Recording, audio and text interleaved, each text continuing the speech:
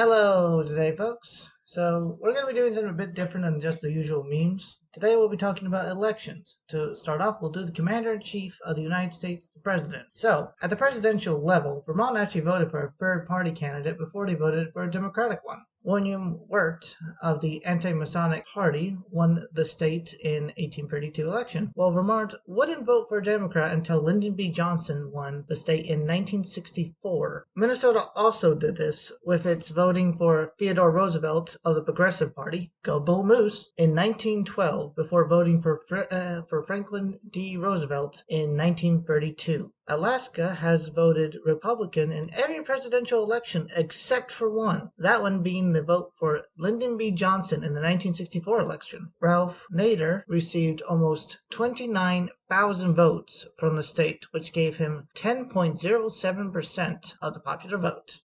Alaska was the only state where John B. Anderson placed fourth during the 1980 presidential election. Ed Clark of the Libertarian Party received more votes than Anderson. Washington, D.C. was the only place of Ross Perot's presidential campaign where he placed fourth. Ralph Nader of the Green Party received 1,000 more votes.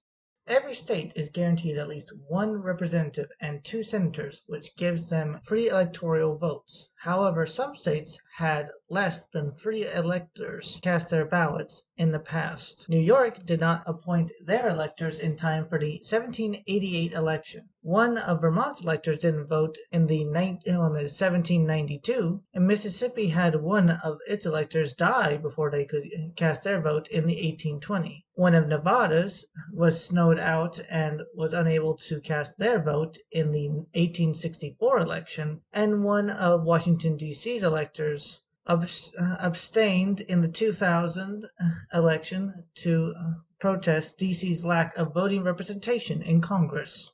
South Carolina did not have a popular vote for the selection of its electors, and instead had the state legislature choose them until 1860. Technically, the first president that South Carolina voted for was Ulysses S. Grant. Ironic. South Dakota was the only non-Southern state in the 1912 election to give a majority of its votes to one candidate.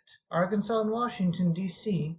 were the only places to give a majority of their votes to a candidate in the 1992 election.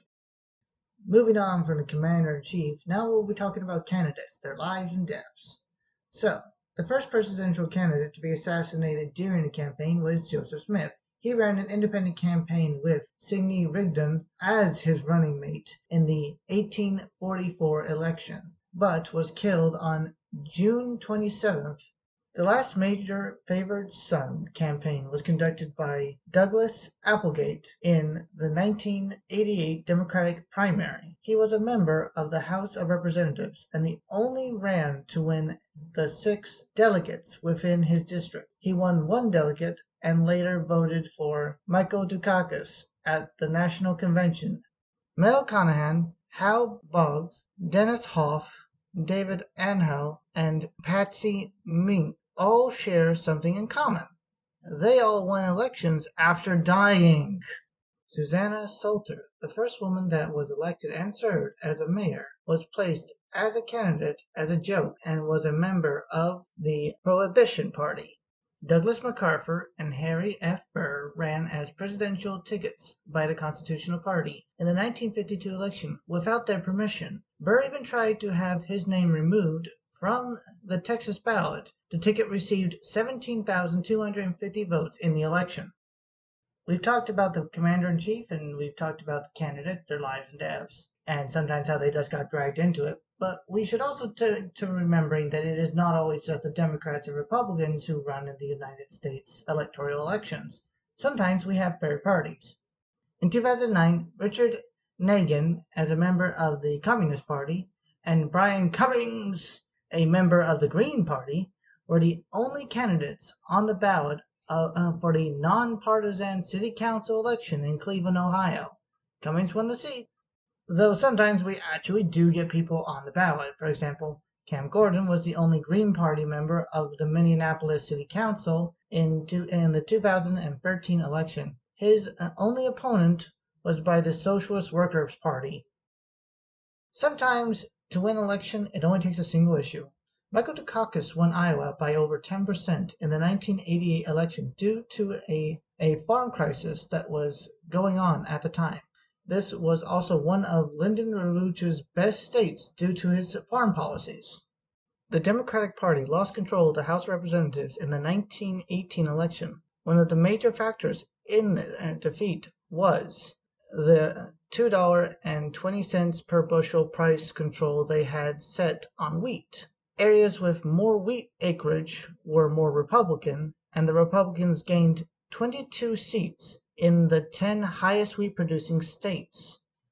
Some elections aren't always made fair, and this can undermine democracy. This was seen in the 1927 Liberian presidential election and is considered one of the most rigged elections ever. Charles King won the election with over 240,000 votes against his opponent with only 9,000.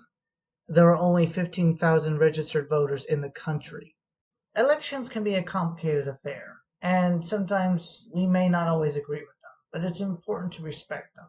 Winston Churchill once said, "Democracy is the worst form of government until you compare it to all the others." And this is me signing off.